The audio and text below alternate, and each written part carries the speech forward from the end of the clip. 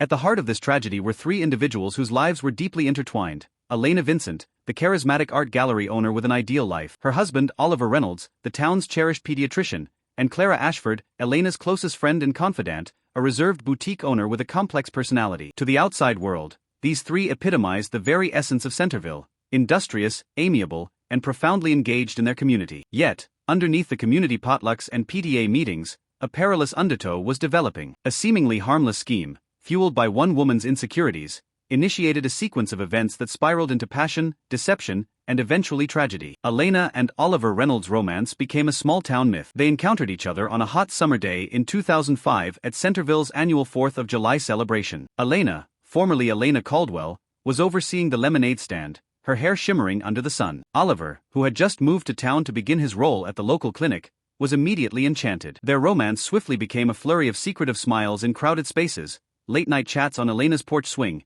and shared aspirations for a love-filled future. Within 6 months, Oliver proposed, gifting Elena a simple diamond ring at sunset atop the Mill Road Bridge. Their wedding the subsequent spring in the town square became the social highlight of the year. To outsiders, the Reynolds appeared to have everything. Oliver was swiftly adored by both colleagues and patients, his enthusiasm for healthcare infectious, and his kind nature winning over even the most challenging cases. Elena's career soared as her innate charm and sharp business instincts made her the preferred contact for art acquisitions in Centerville. They purchased a picturesque home on Maple Street, complete with a white picket fence and a vast backyard ideal for the family they envisioned. Their house became a central spot for community events, from summer cookouts to festive gatherings. To their friends and neighbors, Elena and Oliver were the exemplary couple, the living testament that true love prevails. However, as time elapsed, fissures started appearing in their perfect exterior. The children they longed for never arrived, despite numerous medical efforts. The burden of infertility led to subdued disputes and a widening gap between them. Elena immersed herself in her work, spending extra hours at the gallery and handling more clients than ever before. Oliver found comfort in his clinic, dedicating long hours after appointments to research and providing extra care to his young patients. Externally, they maintained a united front, but those close to them could see the tension mounting. As their 5th anniversary neared, Elena was consumed by doubts and insecurities. She began to question whether Oliver's extended hours at the clinic were purely professional or if there was someone else. The seeds of suspicion, once sown,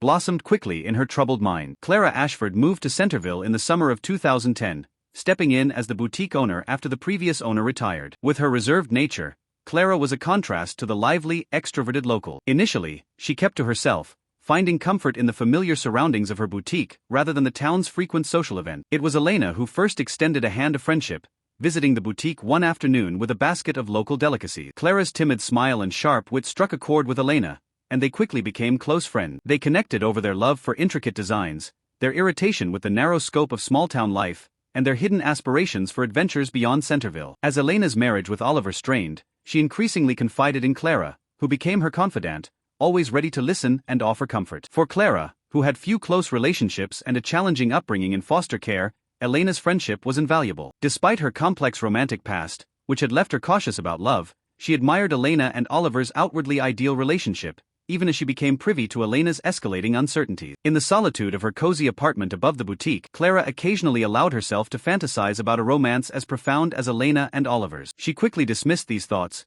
feeling guilty for even considering them.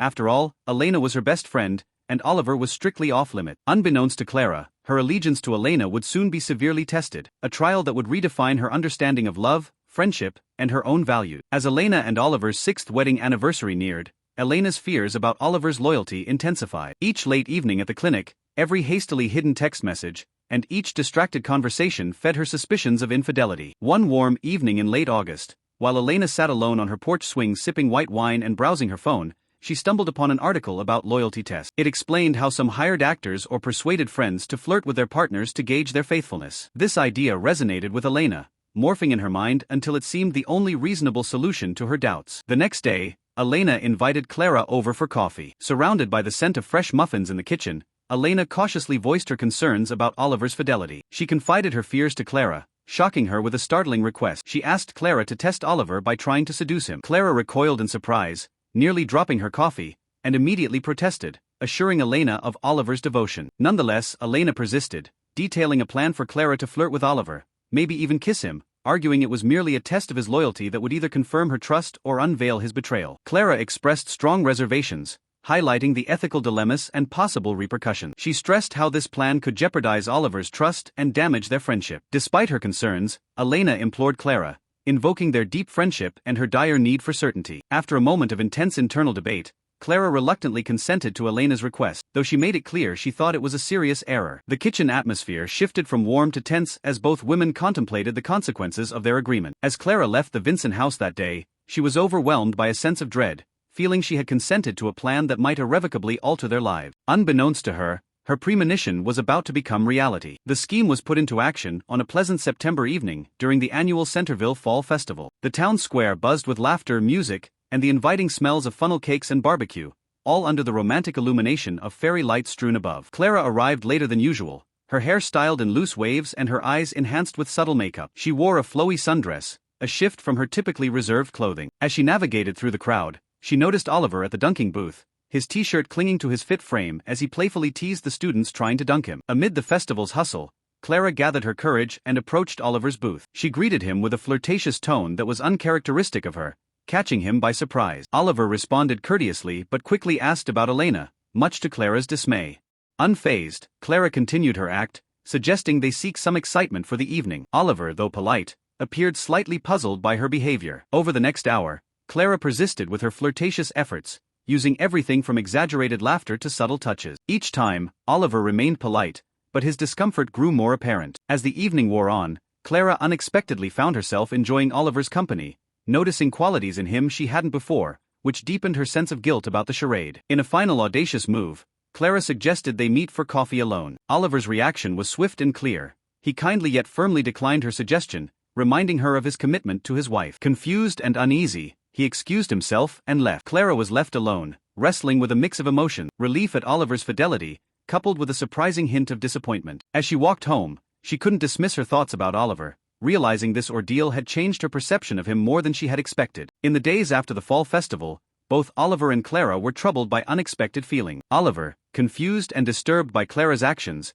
began to see her differently. He noticed things he had previously overlooked: the way her eyes twinkled when she laughed, her graceful movements, her extensive knowledge on various topics. Clara, meanwhile, was consumed with guilt for her deceit. She knew she ought to inform Elena of Oliver's loyalty, yet something restrained her. Each time she recalled that night, she remembered not just her awkward flirting but also the real connection she had felt with Oliver. Their paths crossed often in the small town, each meeting laden with renewed tension. At the grocery store, their hands brushed while reaching for the same apple, sending a shock of electricity through both. During a town hall meeting, their gazes locked across the room, lingering a moment too long before both averted their eyes, flustered. Oliver immersed himself deeper in his medical work, spending more time at the clinic than ever. Clara engrossed herself in managing her boutique, rearranging her entire stock to stay occupied. Yet, the more they tried to distance themselves, the more frequently their paths intertwined. On a rainy Tuesday afternoon, an unexpected encounter at the boutique changed everything. As Clara was organizing stock, Oliver came by to pick up a special order. Their hands met unexpectedly as they exchanged the package, charging the air with tension and unspoken sentiment. Overcome with emotion,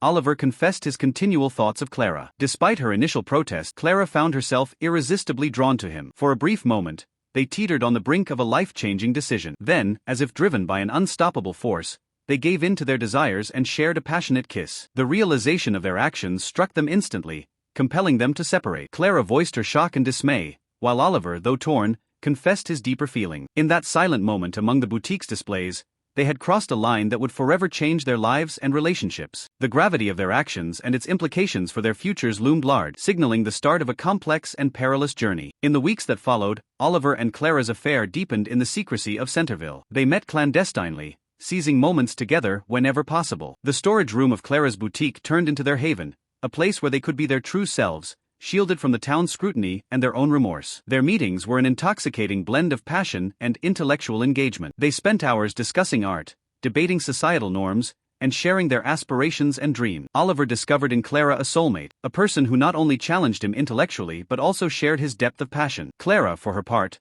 saw in Oliver a complexity and sensitivity that drew her ever closer with each encounter. Yet, their happiness was forever shadowed by the bitter sting of betrayal. Each clandestine kiss and covert touch served as reminders of the trust they were compromising. Elena's oblivious smile haunted them, her image a constant in their mind. As the seasons shifted, Oliver and Clara found themselves entangled deeper in their affair. Despite their repeated resolutions to end it, their emotions intensified, making the concealment of their affair increasingly arduous. They started to picture a life together, transitioning from tentative ideas to solid plans. On a snowy evening, seeking solace in each other's presence, Oliver proposed they leave town and begin afresh elsewhere, escaping their history. The thought excited Clara, but she could not overlook the impact it would have on Elena. Oliver recognized the distress his choices would inflict but felt driven to be truthful about his feelings for Clara. For the first time, they openly professed their love, a declaration that cemented their resolve to forge a future together. This resolution spurred them into action as they started planning their escape from Centerville, exploring new cities and employment opportunities, envisioning a life where they could be openly united. However, the potential pain they would inflict, especially on Elena, cast a shadow over their hopes, infusing their excitement with a melancholy undertone. Unbeknownst to them, their meticulously laid plans were on the verge of collapse as the web of deceit and betrayal they had spun began to come undone. As Oliver and Clara's relationship deepened, Elena increasingly felt isolated. The loyalty test she had devised had spectacularly misfired. Although she was oblivious to the full scope of the betrayal, she couldn't dismiss the nagging sense that something was profoundly amiss. Oliver's behavior had subtly but noticeably changed. He was distant, frequently lost in thought, and his late hours at the clinic were more common than ever. At home, he seemed distracted. His answers to Elena's questions were vague and non-committal. Clara, too, had become elusive. Their regular meetups at the boutique were often cancelled last minute, and when they did occur, Clara appeared nervous and distracted. She avoided eye contact and swiftly changed the topic whenever Elena mentioned Oliver. Initially, Elena tried to brush aside her worries, convincing herself she was being paranoid and that her insecurities were clouding her judgment. But as the weeks progressed, the signs became too conspicuous to overlook. One evening while sorting laundry, Elena found a long strand of hair on Oliver's shirt, a hair that was clearly not hers. On another occasion, she overheard him speaking in hushed tones on the phone, quickly ending the call as she walked into the room. The breaking point came when Elena decided to surprise Oliver at the clinic with lunch. He was nowhere to be found, not in his office or any of the consultation room. A passing nurse mentioned she had seen Dr. Reynolds heading towards the back rooms. With her heart racing, Elena made her way there. Through the door's window, she saw Oliver and Clara in close conversation, their heads bent together intimately. As she watched, Oliver reached out and tenderly tucked a strand of hair behind Clara's ear, his hand lingering on her face. In that moment, Elena's world came crashing down. The reality she had been unwilling to face engulfed her like a tidal wave. Her husband and her best friend were in an affair, and it was all initiated by her own misguided test. Holding back tears, Elena hurried away from the clinic, her mind overwhelmed by what she had just seen. The tension escalated one evening as Elena awaited Oliver's return. When he came back, she confronted him about his affair with Clara, having seen them together herself. Caught off guard, Oliver tried to explain but was interrupted. Their intense exchange was abruptly halted by Clara's unexpected arrival. She had come to confess, not knowing Elena had already discovered the truth. Quickly, the situation escalated as Elena, overwhelmed with anger and betrayal, lunged at Clara. Oliver intervened, attempting to defuse the tension. In the chaos, Elena disclosed her own deceit, the loyalty test she had instigated using Clara. This revelation stunned both Oliver and Clara, layering further betrayal onto an already intricate situation. As the full scope of their mutual deceits came to light, the atmosphere charged with anger, guilt, and pain. Elena, realizing Oliver and Clara planned to leave together, reacted with despair, hurling a vase against the wall. The scene ended with the three of them amidst the emotional and physical ruins, each wrestling with the consequences of their actions and the uncertainty of what lay ahead. The idyllic lives they believed they had were irretrievably broken, leaving them to confront the fallout of their decision. The confrontation escalated as Elena, now with a disturbing calm, questioned Oliver and Clara about their intentions to depart together. Oliver tried to explain, but his attempts only inflamed Elena's rage. Clara, burdened by guilt, attempted an apology but inadvertently placed blame on Elena's initial scheme. This provoked a fierce reaction from Elena, who lunged at Clara. Oliver stepped in, restraining Elena, but she managed to scratch his face in her struggle to break free. Seizing the moment of distraction, Elena pushed past Oliver, advancing toward Clara. Retreating from Elena's advance, tripped over the rug. As she fell, she instinctively reached out, grasping Elena for support. The momentum of Clara's fall, combined with Elena's forward movement, propelled them both into the heavy oak bookcase lining one wall of the living room. For a moment, time seemed to freeze. Then, with a dreadful creak, the bookcase began to tilt. Oliver, realizing what was about to occur, lunged forward with a shout of warning, but it was too late. The bookcase toppled, its substantial weight crashing down on the two women. The sound of splintering wood and breaking glass filled the room, followed by a terrible, echoing silence. Oliver stood paralyzed with horror, staring at the heap of debris where Elena and Clara had stood just moments before. Then, driven by urgency, he began frantically moving books and broken shelves aside. As he worked, he noticed a warm, sticky substance on his hand. In the dim light, he slowly recognized what it was: blood. So much blood. A faint groan from beneath the rubble spurred Oliver to intensify his rescue effort. Someone was still alive. As he delved deeper, a dreadful realization hit him.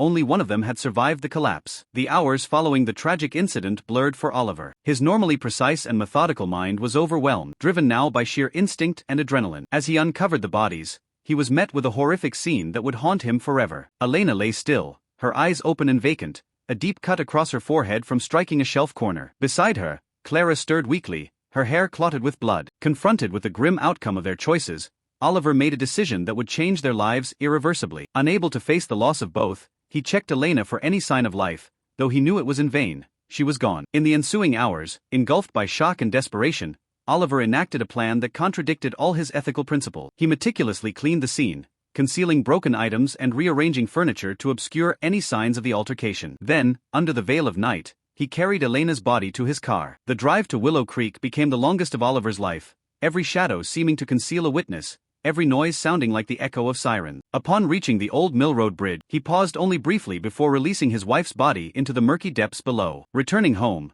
he discovered Clara barely conscious on the sofa where he had left her. Together, they fabricated a story. Elena had left abruptly after a heated argument, taking some belongings with her. They surmised she needed time to calm down. They planned to report her missing the next morning if she hadn't returned. As dawn lit up Centerville, Detective Elias Reeves received the call about a missing person. Little did he know, this routine inquiry would draw him into one of the most intricate and unsettling investigations of his career. In the weeks that followed, as search teams scoured the area and posters featuring Elena's smiling face dotted the town, Oliver and Clara clung to their fabricated narrative and each other. However, as the investigation deepened and discrepancies in their story began to surface, they realized that the truth they had desperately tried to hide was emerging. Detective Elias Reeves, known for his sharp insight into human behavior, felt something amiss from his first interview with Oliver Reynolds and Clara Ashford. The probe into Elena Vincent's disappearance was thorough. Reeves and his squad examined cell phone records, interviewed acquaintances, and carefully pieced together the timeline of that tragic evening. Initially, Oliver and Clara's account seemed plausible. Multiple witnesses confirmed seeing Elena distressed prior to her disappearance. Her car was indeed missing from the Reynolds driveway. But as time passed, inconsistencies in their story started to show. The turning point occurred when a young fisherman at the Mill Road Bridge caught something heavy. To his dismay, he retrieved a waterlogged purse containing Elena's driver's license. This discovery redirected the investigation, prompting dive teams to search Willow Creek. As the investigation tightened around them, Oliver and Clara's facade began to crumble. Overwhelmed by guilt and sleep deprivation, Clara became progressively unstable. During her third interview with Detective Reeves, she broke down, admitting to the affair but maintaining that Elena's death was unintentional. Confronted with Clara's partial confession, Oliver's resolve weakened, and under intense questioning, he disclosed the entire grim sequence, from Elena's misguided loyalty test to the catastrophic accident and his frantic efforts to obscure it. The conclusive evidence surfaced when Elena's body was discovered in Willow Creek. An autopsy verified that her death was due to blunt force trauma, consistent with the bookcase incident. Ultimately, both Oliver and Clara were convicted of involuntary manslaughter and conspiring to conceal a death. The judge, recognizing the accidental nature of Elena's demise but reproaching their actions post-incident, sentenced them each to 15 years in prison. As the gavel struck, a sigh of relief rippled through Centerville. The ordeal had profoundly disturbed the community, dispelling the facade of a tranquil small town and leaving behind a populace forever altered.